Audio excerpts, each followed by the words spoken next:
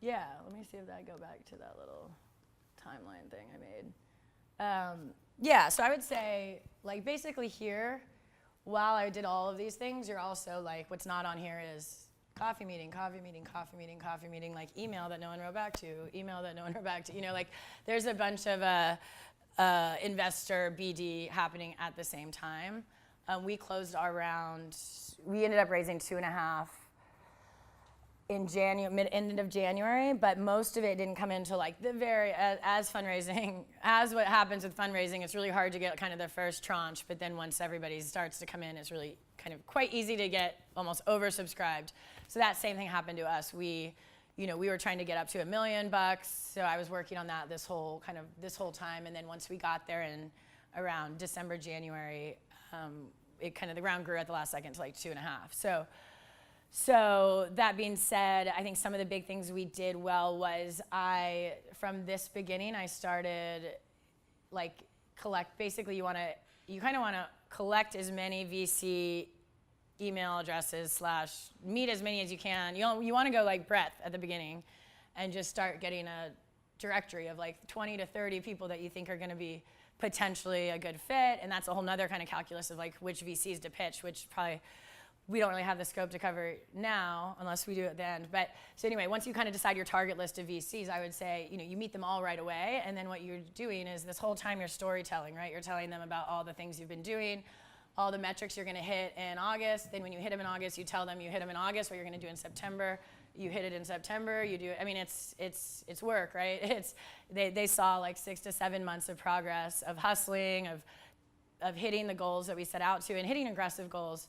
And I think that's like the true way to fundraise. I think like you can also do like some of the crazy ones where you just beat your chest and someone gives you $10 million. I haven't figured out how to do that, but there's definitely people in this valley that can. But this is sort of the way to do it when you want kind of your work to speak for yourself, and you don't really necessarily want or trying to sell someone down the river. You're just saying like, I'm a founder that you should back because I'm saying I'm going to do things and I'm doing them, and it's been 7 months, and every metric I said we're going to hit, we hit. So people start to really get confidence in you, and so that was like my strategy.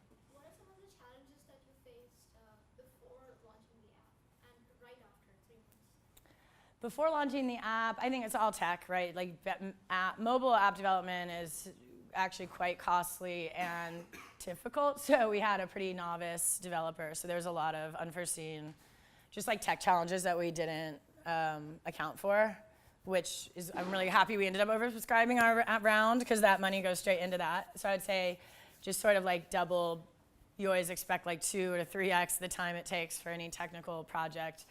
And then I think right after, again, it was tech challenges. So then we started having scaling issues because we had our users, it was good problems. Like it was good to have scaling issues, that's what they say. But then that's where the $2.5 million went into rebuilding that app like pretty much right away. I think we raised the round in January and we started rebuilding it in May. So I would say like and I think we did it the fine way because we basically fundraised on an MVP, and then we took the fundraising money to actually kind of rebuild the MVP, so it's no longer an MVP and it's a V1. So that's one way to do it, but you do lose some time on the back end. So we did lose some time in 2015 because of that strategy, but it's also less risky than kind of spending a ton of money up front on your product and then finding out no one wants to use it, right? So we kind of chose to do like cheap and lean and then see what happened. Any other questions?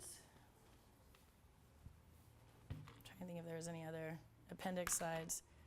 Well, cool. Yeah. How did you partner with like bars with Council, like SoulCycle and all this stuff? I mean, just like simply saying that like you want to launch an app, or like how does the team provide like a free space for you?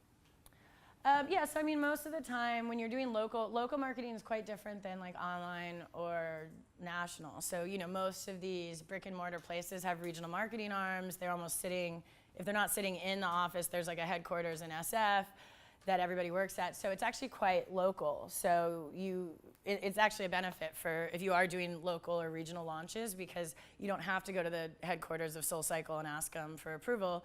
There's a person that's like me who's kind of GM of SoulCycle Soma or whatever, and so I get to choose sort of how to spend my marketing budget as a GM. And so it's, club owner, like Crunch, Equinox, all of those people have authority to make profit and loss decisions, and so it's about kind of figuring out what their business models are.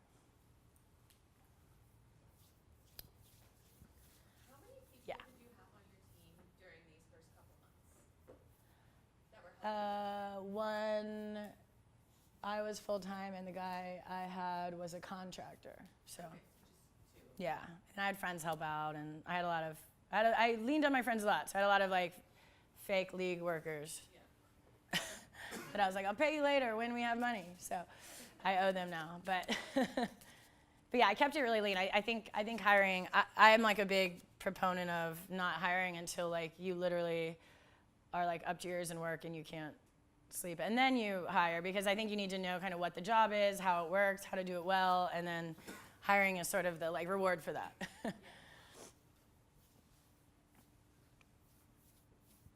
Awesome. Cool. Well, my email's amanda@theleague.com, so if you guys have any questions, I'm happy to follow up with any other questions you might not have thought about. But thanks for letting me come today. That was fun.